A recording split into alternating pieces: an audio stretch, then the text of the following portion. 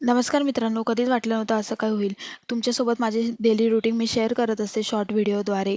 तसंच आज शेवटचा दिवस होता आपला भुवनेश्वरमधला. तुम्हाला तर माहिती आहे माझं ट्रान्सफर झालं आहे.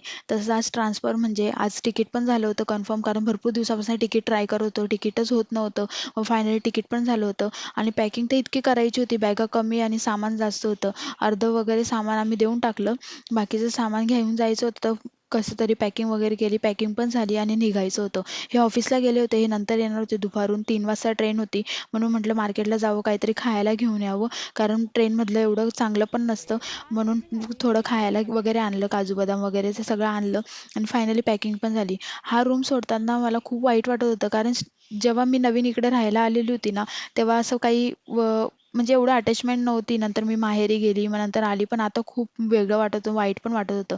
ते असं जसं लग्न झालं तशी मी उडीसाला शिफ्ट झाली, कारण काय करणार यांचा जॉबच इकडे होता. मग इकडं सासरी काही जास्त राहताच आलं नाही. मग इकडे आलो, पण इकडचे लोक, इकडची पूर्ण भुवनेश्वर सिटी, पण इकडचं कल्चर खूप काही वेगवेगळं बघायला भेटलं. फिरलो वगैरे आणि खूप सुंदर आहे सगळं. मला तर फार आवडलं आणि काही गोष्टी सोडायची तर इच्छा नव्हती होत, पण काय करणार, जावं तर लागेल. घरी जायची पण घाई होती.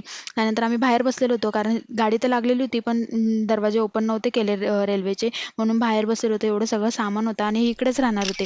मग आम्ही असे फोटो क्लिक वगैरे केले. मग आतमध्ये बसले माझ्यासोबत थोड्या वेळ. मग असेच हे 3 दिवसाचे प्रवासाचे व्हिडिओ मी तुमच्यासोबत शेअर करेल. बाय.